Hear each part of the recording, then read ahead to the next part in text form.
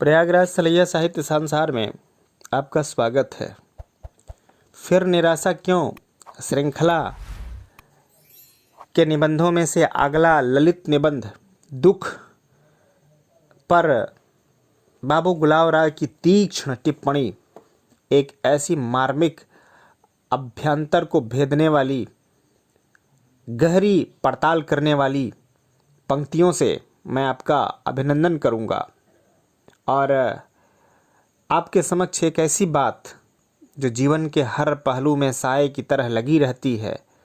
हर लफ्ज, हर अल्फाज किसी आशातीत या निराशा जनित व्यक्ति के मुख से हमेशा ही निःसृत होती है।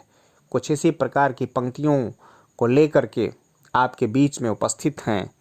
दुख। भगवती चरण वर्मा की स्वर्णिम पंक्तियों से शुरुआत की गई है कि इस दुख में पाओगे सुख की धुंधली एक निशानी, आहों के जलते शोले में तुम्हें मिलेगा पानी। हाय दुख, तुझसे अभिभूत एवं पीड़ित होकर हम लोग किस किस को बुरा नहीं कहते और किस किस के शत्रु नहीं बनते। तुझसे बचने के लिए किस किस के साथ अनर्थ और अन्याय नहीं करते। दुख की आत्यंतिक निवृत्ति ही मनुष्य का परम पुरुषार्थ है। तुझसे दार्शनिक पंडित भी डरते हैं। तेरे अनेक रूप हैं। प्रत्येक मनुष्य के लिए तू विशेष रूप धारण कर व्यक्त होता है, किंतु तेरा स्वागत करना विरले ही जानते हैं। लोग पूछते हैं तुझ में क्या लाभ, तेरा स्वागत क्यों करें, तुझ में क्या अनोखा गुण है, किंतु वे लोग इस बात से अनभिज्ञ हैं कि तू जगत में एक महती संचालन शक्ति है। तेरे ही साक्षात्कार से ईश्वर की अपरोक्षानुभूति होती है। तेरा स्वागत करना वीर पत्नी द्रौपदी जानती थी। वह सांत्वना देते हुए आए कृष्ण भगवान से कहती है कि वह पत्नियां बार बार आवें, क्योंकि उनके कारण आपके पुनीत दर्शन होते हैं। दुख में ही ईश्वर याद आता है। तू धन मदांधों का ज्ञानांजन है, अतः तू जगत का परम गुरु है। तेरी मैत्री में सांसारिक संबंध के सत्यासत्य का निर्णय हो जाता है। कहा भी है धीरज धर्म मित्र अरुणारी, आपत्ति काल परखिए चारी। इसलिए तू ही मनुष्यत्व की एकमात्र सच्ची कसौटी है। तेरी शिक्षा के प्रभाव से दया, सहिष्णुता, स्नेह, सहृदयता एवं वैराग्य आदि सद्गुणों का आविर्भाव होता है।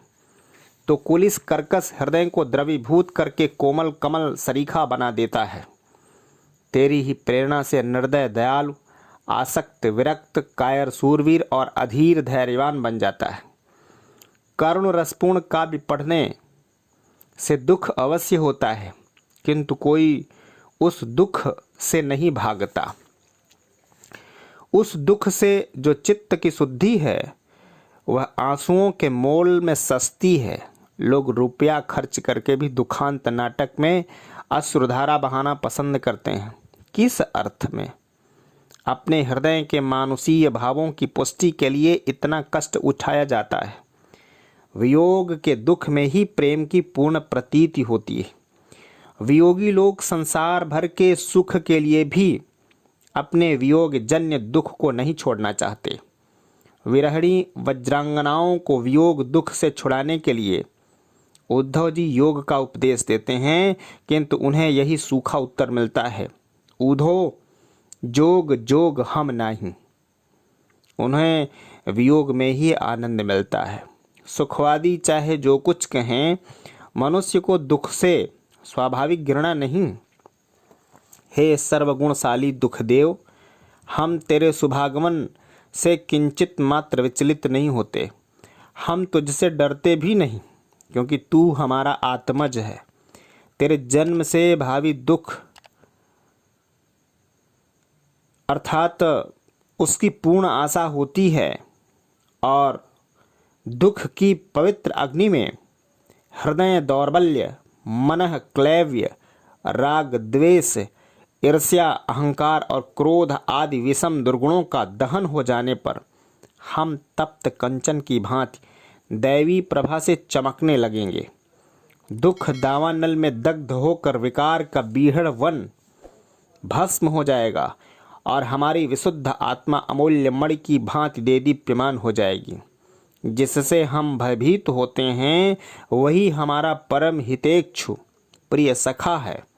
दुख ही हमारे विकास का साधक है, हमारे अभ्युदय का बलवान प्रेरक है। फिर निराशा क्यों, फिर निराशा क्यों। जय हिंद, वंदे मातरम।